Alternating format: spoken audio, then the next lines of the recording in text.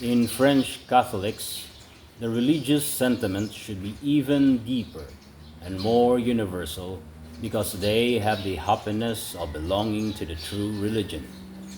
If indeed religious beliefs were always and everywhere given as a basis of the morality of human actions and the existence of all well-ordained society, it is evident that the Catholic religion, by the mere fact that it is the true Church of Jesus Christ, possesses more than any other the efficacy required for the regulation of life in society and in the individual.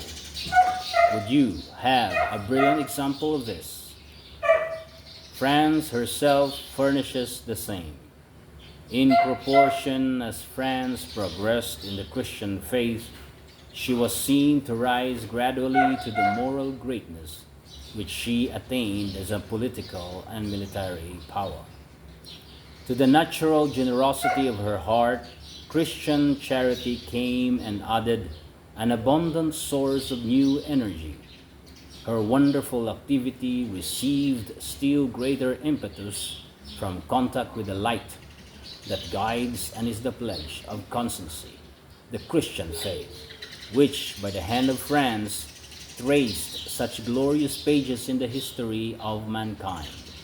And even today, does not her faith continue to add new glories to those of the past?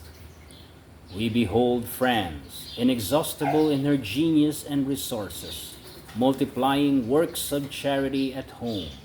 We admire her enterprises in foreign lands, where, by means of her gold and the labors of her missionaries, who work even at the price of their blood, she simultaneously propagates her own renown and the benefits of the Catholic religion. No Frenchman, whatever his convictions in other respects, would dare to renounce glory such as this, for to do so would be to deny his native land. Now the history of a nation reveals in an incontestable way the generating and preserving element of its moral greatness. And should this element ever be missing, neither a superabundance of gold nor even force of arms could save it from moral decadence and perhaps death. Who then but understands that for all Frenchmen professing the Catholic religion, the great anxiety should be to ensure its preservation, and that with all the more devotedness, since in their midst the sects are making Christianity an object of implacable hostility. Therefore, on this ground, they can afford neither indolence of action nor party divisions. The one would bespeak cowardice unworthy of a Christian, the other would bring about disastrous weakness. And now, before going any further, we must indicate a craftily circulated calumny making most odious imputations against Catholics and even against the Holy See itself. It is maintained that the vigor of action inculcated in Catholics for the defense of their faith has for a secret motive much less the safeguarding of their religious interests than the ambition of securing to the Church political domination over the state. Truly, this is the revival of a very ancient calumny, as its invention belongs to the first enemies of Christianity. Was it not, first of all, formulated against the adorable person of the Redeemer? Yes, when he illuminated souls by his preaching and alleviated the corporal or spiritual sufferings of the unfortunate with the treasures of his divine bounty, he was accused of having political ends in view. We have found this man perverting our nation and forbidding to give tribute to Caesar, and saying that he is Christ the King. If thou release this man, thou art not Caesar's friend. For whomsoever maketh himself a king speaketh against Caesar. We have no king but Caesar. It was these threatening calumnies which drew from Pilate the sentence of death against him whom he had repeatedly declared innocent. And the authors of these lies, or of others of equal strength, omitted nothing that would aid in their emissaries in propagating them far and wide. And thus did Saint Justin Martyr rebuke the Jews of his time. Far from repenting when you had learned of his resurrection from the dead, ye sent to Jerusalem shrewdly chosen men to announce that a heresy and an impious sect had been started by a certain seducer called Jesus of Galilee. In so audaciously defaming Christianity, its enemies know well what they did. Their plan was to raise against its propagation a formidable adversary, the Roman Empire. The calumny made headway, and in their credulity, the pagans called the first Christians useless creatures, dangerous citizens, factionists, enemies of the empire and the emperors. But in vain did apologists of Christianity by their writings and Christians by their splendid conduct endeavor to demonstrate the absurdity and criminality of these qualifications. They were not heeded. Their very name was equivalent to a declaration of war, and Christians, by the mere fact of their being such, and for no other reason, were forced to choose between apostasy and martyrdom, being allowed no alternative. During the following centuries, the same grievances and the same severity prevailed to a greater or less extent. Whenever governments were unreasonably jealous of their power and maliciously disposed against the Church, they never failed to call public opinion to the pretended encroachment of the Church upon the state, in order to furnish the state with some apparent right to violently attack the Catholic religion.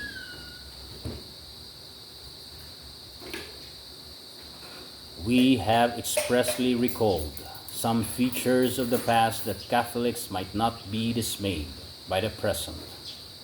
Substantially, the struggle is ever the same. Jesus Christ is always exposed to the contradictions of the world, and the same means are always used by modern enemies of Christianity, means old in principle and scarcely modified in form. But the same means of defense are also clearly indicated to Christians of the present day by our apologists, our doctors, and our martyrs. What they have done, it is incumbent upon us to do in our turn. Let us therefore place above all else the glory of God and of His Church. Let us work for her with an assiduity at once constant and effective, and leave all care of success to Jesus Christ, who tells us, "In the world ye shall have distress, but have confidence, I have overcome the world."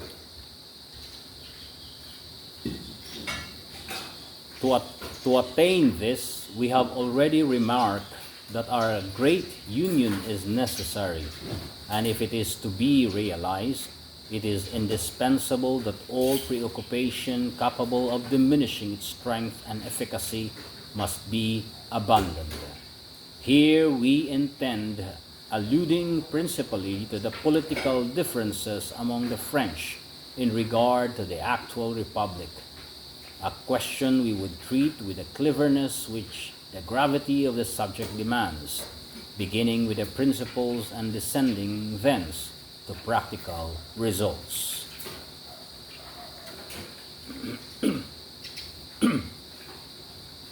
Various political governments have succeeded one another in France during the last century, each having its own distinctive form: the empire, the monarchy, and the republic. By giving oneself up to abstractions, one could at length conclude which is the best of these forms, considered in themselves and in all truth. It may be affirmed that each of them is good, provided it lead straight to its end, that is to say, to the common good for which social authority is constituted. And finally, it may be added that, from a relative point of view, such a form of government may be preferable because of being better adapted to the character and customs of such or such a nation. In these order of speculative ideas, Catholics, like all other citizens, are free to prefer one form of government to another, precisely because no one of these social forms is, in itself, opposed to the principles of sound reason, nor to the maxims of Christian doctrine. What amply justifies the wisdom of the Church is that in her relations with political powers, she makes abstraction of the forms which differentiate them and treats with them concerning the great religious interest of nations, knowing that hers is the duty to undertake their tutelage above all other interests. Our preceding encyclicals have already exposed these principles, but it was nevertheless necessary to recall them for the development of the subject which occupies us today. In descending from the domain of abstractions to that of facts, we must beware of denying the principles just established. They remain fixed. However, becoming incarnated in facts, they are clothed with a contingent character, determined by the center in which their application is produced. Otherwise said, if every political form is good by itself and may be applied to the government of nations, the fact still remains that political power is not found in all nations under the same form. Each has its own. This form springs from a combination of historical or national, though always human, circumstances which in a nation give rise to its traditional and even fundamental laws, and by these is determined the particular form of government, the basis of transmission of supreme power.